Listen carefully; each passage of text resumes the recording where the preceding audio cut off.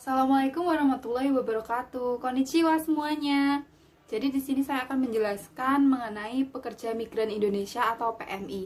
Jadi apa sih PMI itu? PMI sendiri yaitu pekerja Indonesia yang bekerja dan digaji di luar negeri, atau dulu tuh lebih familiar namanya TKI atau tenaga kerja Indonesia. Nah, untuk menjadi PMI itu ada beberapa syarat yang harus dipenuhi, seperti usia minimum 18 tahun, kemudian harus sehat secara jasmani dan rohani, kemudian harus memiliki kompetensi, kemudian juga harus memiliki perjanjian kerja, harus memiliki perjanjian penempatan pekerja migran Indonesia, kemudian juga harus memiliki dokumen yang lengkap, terus memiliki visa kerja dan paspor.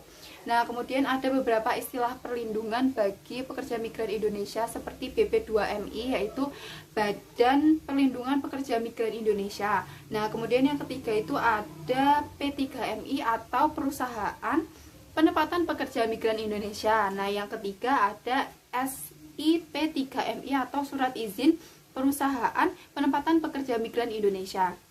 Kemudian perlindungan PMI sendiri sebelum bekerja itu ada dua, yaitu secara administratif dan secara teknis.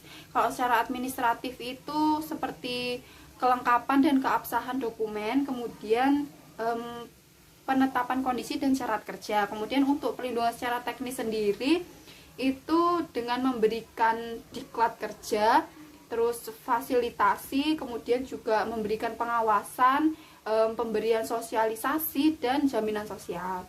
Nah, kemudian perlindungan PMI selama bekerja itu dilakukan oleh pemerintah melalui Kementerian Ketenagakerjaan dengan melakukan pendaftaran dan pendataan bagi PMI, kemudian juga pemantauan dan evaluasi, dan pemerintah harus memenuhi atau memberikan fasilitas berupa pendampingan hukum seperti mediasi, advokasi, ataupun bantuan hukum jika pekerja migran Indonesia mengalami sengketa.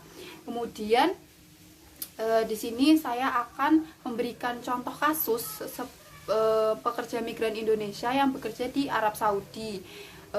Contohnya saja seperti TKW Susanti yang pada tahun 2011 itu divonis hukuman mati karena tertuduh membunuh anak dari majikannya di Arab Saudi. Nah, pemerintah Arab Saudi sendiri menjatuhkan vonis hukuman mati atau memberikan denda berupa diat sebesar 40 miliar. Nah, pemerintah sendiri juga telah mengupayakan bantuan hukum seperti melalui Presiden Joko Widodo itu mengirimkan surat permintaan maaf ke keluarga dan ke pemerintah Arab Saudi, dan juga membantu Susanti dan keluarga untuk mengumpulkan dana sebanyak 40-50 miliar. Sebenarnya kalau di Arab Saudi sendiri tuh banyak sekali kasus pelanggaran-pelanggaran hak pekerja migran Indonesia di sana, seperti pelecehan seksual, upah yang tidak sesuai, upah yang tidak segera dibayarkan, dan ya seperti itu, tuduhan-tuduhan pembunuhan seperti itu yang berakhir pada vonis hukuman mati.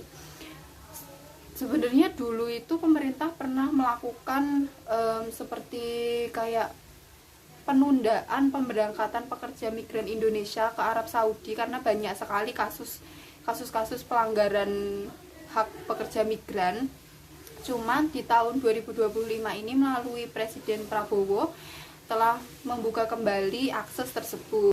Jadi kalau menurut saya sendiri itu solusi yang harus diberikan kepada pemerintah yaitu dengan memperkuat regulasi. Sebenarnya ada sih regulasi untuk perlindungan tenaga kerja migran Indonesia itu di Undang-Undang nomor 39 tahun 2004. Cuman kok semakin kesini tuh semakin banyak pelanggaran terhadap hak pekerja migran Indonesia, dan banyak kasusnya juga, misalnya kayak di kasus Kamboja kemarin kan.